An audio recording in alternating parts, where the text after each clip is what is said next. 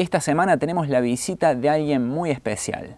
Gastón Molayoli estuvo charlando con el crítico nacional de cine, Roger Cosa, que se pasó por Río Cuarto para presentar esta película, este gran éxito del que ya te estuvimos hablando, Homeland, Irak, Año Cero. Bueno, como ya anunciamos la semana pasada, esta semana estuvimos con el estreno de Homeland, Irak, Año Cero, y en el marco de estas 2 semanas, que además de hacer foco en una película que se hace cargo de la historia, vivimos, me parece, como un momento histórico, porque la exhibición de esta película definitivamente lo es, y no tengo miedo de parecer solemne al decirlo. El que vea la película va a entender por qué lo estoy diciendo. Pero en el marco de esta quincena tuvimos el placer y también el honor de tener a Roger Cosa acá en Río Cuarto con una charla titulada Sensibilidad y Política. No digo mucho más. ¿Qué tal, Roger? Gracias por estar. ¿Qué tal? Quisiera preguntarte primero, una pregunta bastante general. Esta película no se hubiera exhibido en Argentina si no fuera por tu participación, digamos, y permitiste el contacto. La película se está proyectando en muy buena calidad. No hiciste el trabajo de un distribuidor, pero de alguna manera facilitaste esta película. No sos distribuidor, sos programador, sos crítico. ¿Por qué decidiste hacer circular esta película? Bueno, por la misma razón que la programé en los 3 festivales donde trabajo y que además desde que la vi, este film arrancó en Vision Durrell en abril del 2015. Yo la veo 2 meses y medio después o 3, en junio, en un festival que se llama Oliar du Cinema. Y creo, al verla, me doy cuenta, un poco siguiendo tus palabras de recién, que se trataba de una película experiencia, o eso que Serge Danet decía, las películas que no es que uno ve esas películas, sino son las películas que lo ven a uno. De algún modo que desnuda algo de la vida humana, de las prácticas humanas, que rara vez las películas consiguen. Entonces, frente a una película así, de una importancia capital en tanto el tema que toca, que es la invasión estadounidense a Irak, y en tanto que hay nosotros hasta el momento hay unas 5, 6, 7 películas emblemáticas estadounidenses respecto de esta invasión. La más terrible para mí es la de Clint Eastwood, a pesar de ser un admirador del cineasta. Y la menos terrible, que también soy admirador del cineasta, es Brian De Palma, la película Redacted, que en Argentina llamó Samarra. Pero me parece que faltaba el contracampo de esas películas, que era precisamente esto. ¿Quiénes eran los iraquíes?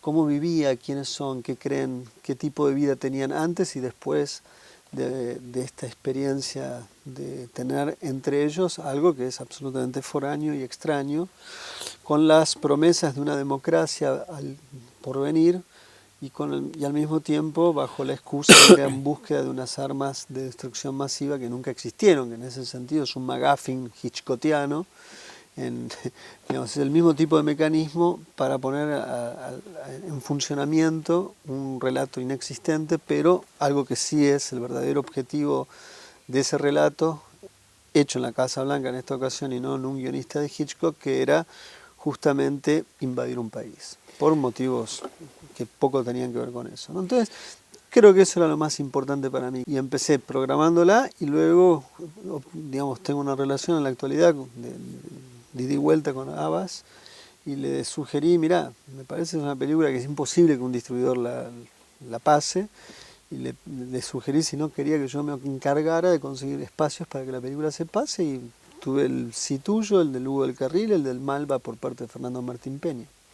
Es una película que desde el principio ya parte de un espacio que no es, uno podría pensar que no es el esperado para una película que aborda algo tan difícil de no totalizar como es una guerra, digamos, en términos históricos, ¿no? Parte de un espacio que es como privado, diría uno, o íntimo. Y sin embargo, progresivamente se va yendo hacia algo que va un poco más allá de los límites de una casa. Hace un rato en la conferencia vos hablabas de cierta cosa espacial, casi como que se iba abriendo. ¿Podrías desarrollar un poquito esa idea? Sí, que me pareció creo que lo que la película trabaja son esferas de la experiencia, ¿no? Se arranca en la esfera doméstica, que es un primer lugar llamémosle, de protección o de pertenencia, para mí un poco sobrevalorado, ¿no? En la película en general. Creo que la familia como institución es algo que hay que repensarlo. Pero arranca en ese orden doméstico, donde uno lo que va teniendo es una idea de cómo se vive en Irak a partir de los ojos de una familia que además tiene una inscripción de clase, y eso es muy claro en la película. Luego, inmediatamente que la película empieza a avanzar en su relato, sale de ese orden doméstico, empieza a incluir una primera, segunda esfera, por decirlo así, que sería la esfera de lo vecinal. De lo vecinal aparece lo ciudadano, en tanto que la ciudadanía que vive, los que viven en Bagdad. Incluso la película va un poco más, va tomando lo que está alrededor de Bagdad, e incluso a otras ciudades y algunos pueblos. De tal modo que uno, a lo largo del tiempo que empieza a transcurrir, va circulando por distintas formas de experiencia social, que te va permitiendo tener como una especie de holografía de lo que implica un país antes y después de la invasión.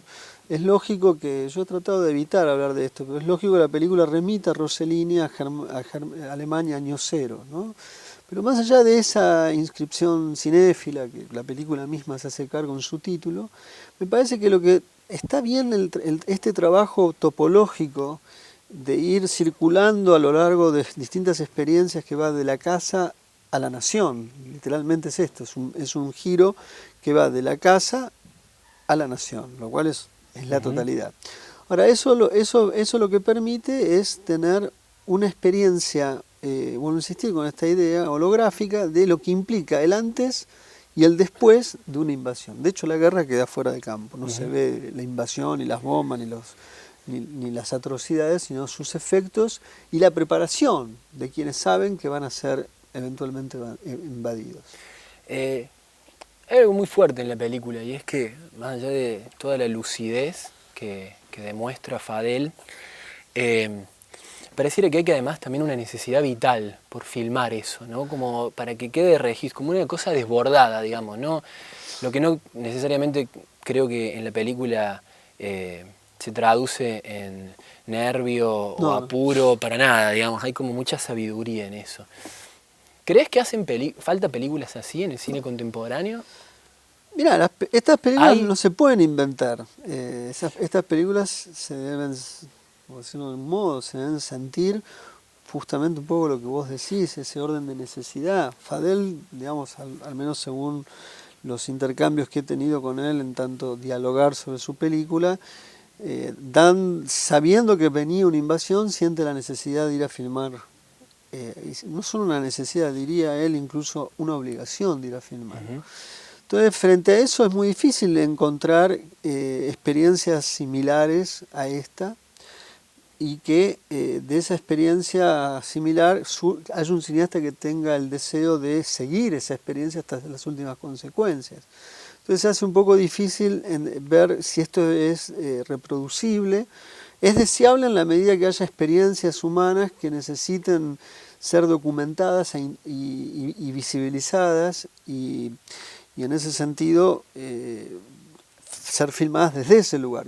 Sin lugar a dudas, no solo las atrocidades, digamos, acá estamos del lado más oscuro de la vida humana, aunque la película es sumamente vital, esta es una de sus paradojas, pero también podría ser otro tipo de experiencias. A mí me gustaría ver películas latinoamericanas sobre científicos. Tenemos siempre las mismas películas. Alguien que filme desde la necesidad y el deseo, no sé, la vida de un matemático de Medellín, y entonces lo vamos viendo cómo luchó para hacer, no sé, digo cualquier cosa por decir, no necesariamente tiene que estar asociado a lo más oscuro de las prácticas humanas, ¿no? Esto es lo que quiero decir. Por ahí quizás también me refería a esa sensación o esa necesidad de dar cuenta de ese momento histórico, ¿no? A eso me refiero. Por ahí hace un rato en la charla mostrabas imágenes de una película de Sylvain Georges, veía y pensaba mientras le veía también, ¿por qué no en Maidán de los Nitsa? Digo, esa cosa de un cineasta que de repente dice, y yo en vez de quedarme en mi casa cubriéndome de las balas, voy y pongo la cámara ahí. Digamos. Bueno, no hemos tenido muchas películas del 2001 importantes, ¿no? 2001 no es que quedó fuera de campo, pero no se filmó mucho en 2000, no se lo interrogó desde el cine, sí se lo interrogó desde otros lugares. Uno podría decir, hubiera sido muy interesante en el cine de ficción que el documental lo hizo hasta cierta medida, cómo se hubiera filmado la ficción durante el kirchnerismo. Sería interesante, ahora que estamos en otra etapa, cómo filmar una experiencia vital y el tiempo histórico en tiempo presente de lo que ha implicado el macrismo, o lo que está implicando el macrismo. No importa si uno está a favor o en contra de la presidencia actual. Se trata de cómo filmar una experiencia que está desarrollándose. El lugar común es decir que siempre se necesita distancia para filmar eso. Yo no estoy de acuerdo. Y justamente se desmiente a partir de películas como Maidan, se desmiente a partir de películas como Homeland, Irak, Año Cero, y hay otros casos, no es el único. Entonces me parece que la idea sería esta, la pregunta sería, ¿cómo filmar la historia en su propio momento de inscripción en el presente que será historia? ¿No? Entonces, eso me parece a mí que sería interesante filmar. Para esto hay que estar atento. Por ejemplo, en Córdoba no ha habido películas sobre ese momento terrible del 2013, donde, excepto el caso de La Hora del Lobo, que es un documental tardío al respecto, pero digamos, incluso esas imágenes de La Hora del Lobo son imágenes de gente que filmó, porque hoy filman cualquier cosa, filmaron esto como hubieran filmado otra cosa. Pero no hubo un cineasta que salió a la calle a filmar eso para ver qué hacemos después. Entonces, esta actitud de anticiparse a la importancia histórica o estar de algún modo siendo un sismógrafo del presente, de tal modo que si uno siente que se está moviendo la tierra, por decirlo de un modo, voy a filmar, después vemos qué hacemos. Esto no lo veo yo. El caso de Sylvain Georges está filmando lo que está sucediendo en París. Bueno, está filmando en tiempo presente los problemas que a lo largo de estos últimos 2-3 años, y cada tanto aparece en París manifestaciones, represión, atentados. Entonces algo está sucediendo. ¿Quién lo filma eso? Entonces esto sería, estamos igual siempre bajo la representación de las desgracias o los momentos de injusticia. También habría que preguntarse quién filma ciertas experiencias que están sucediendo de otro orden, vinculadas a las ideas, vinculadas a la invención, que tampoco se filman. O sea, a mí me gustaría ver en qué se está soñando, en qué están creando, en qué están soñando los escritores, los cineastas, los científicos. Insisto con esto que te decía en la pregunta anterior, porque me parece que hay pocas películas sobre la inteligencia, ¿no? Y sobre la sensibilidad. Es un reclamo también, ¿no? Que los cineastas puedan filmar ese tipo de cosas. Gracias, Roger. Queda por unos días más Homeland. Por favor, no se la pierdan. No se la pierdan. Gracias.